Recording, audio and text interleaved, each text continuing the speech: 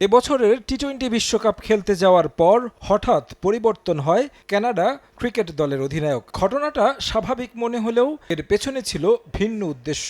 অন্ধকার জগতের কালো হাত যেখানে জড়িত। কানাডা ভিত্তিক সংবাদ মাধ্যম সিবিসি নিউজের ইনভেস্টিগেটিভ প্রোগ্রাম ফিফথ স্টেটের প্রতিবেদনে উঠে এসেছে এমন অভিযোগ। কানাডা ক্রিকেট বোর্ডের সভাপতি থেকে ক্রিকেটার, ফিক্সিংয়ের অন্ধকার জগতে জড়িত অনেকেই। বিষয়টি নিয়ে তদন্ত করে সংবাদ মাধ্যমটি গেল টি-20 বিশ্বকাপের বেশ কিছু ম্যাচে স্পট ফিক্সিংয়ে জড়িয়েছেন দলের অধিনায়ক ও ক্রিকেটাররা। ফিফথ স্টেটের হাতে তথ্য আসে নিউজিল্যান্ডের বিপক্ষে ম্যাচের ষষ্ঠ ওভারের প্রথম বলটি হবে নো বল। সেই ওভার করতে আসেন দলটির অধিনায়ক দিলপ্রীত বাজওয়া, যিনি মূলত ব্যাটার। ঠিকই প্রথম বলে নো বল করেন বাজওয়া।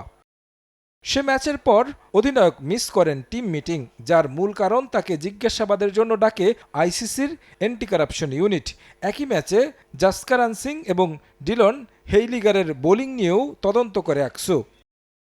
ফিফথ স্টেটের তদন্তে উঠে এসেছে কানাডা ক্রিকেট প্রশাসনের নানা দুর্নীতি নিয়ে। বোর্ডের সাবেক সভাপতি আমজাদ বাজওয়ার বিরুদ্ধেও উঠেছে ফিক্সিংয়ের সঙ্গে যুক্ত থাকার অভিযোগ, যদিও তিনি সব অভিযোগই অস্বীকার করেছেন।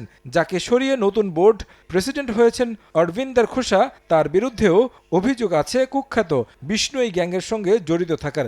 এমনকি বিভিন্ন সময় বিষ্ণুই গ্যাংয়ের পক্ষ থেকে প্রাণনাশের হুমকি দেওয়া হয়েছে ক্রিকেটারদের, যার সঙ্গে সংশ্লিষ্ট বর্তমান সভাপতি অরবিন্দ।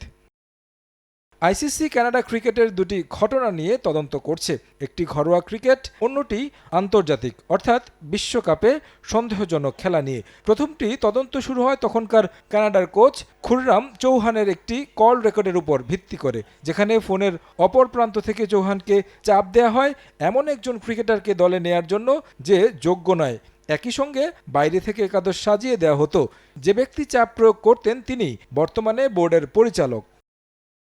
আইসিসির অ্যান্টি কারাপশন ইউনিট জানিয়েছে সিবিসিতে প্রচারিত অনুষ্ঠানটি সম্পর্কে আকসু অবগত আছে, তবে সংস্থাটির নিয়মানুযায়ী প্রামাণ্যচিত্রে তোলা অভিযোগগুলোর বিষয়ে এই মুহূর্তে আকসু মন্তব্য করতে পারবে না। প্রামাণ্যচিত্রে উঠে আসা তথ্য বলছে কানাডা ক্রিকেট উন্নয়নের আগেই জড়িয়ে গেছে অন্ধকার জগতে, যা বড় শঙ্কার কারণ খেলাটিকে এগিয়ে নিতে। আইসিসি তদন্ত শেষে শিগগিরই তাদের মতামত জানাবে। তারেক হাসান শিমুল, সময় সংবাদ।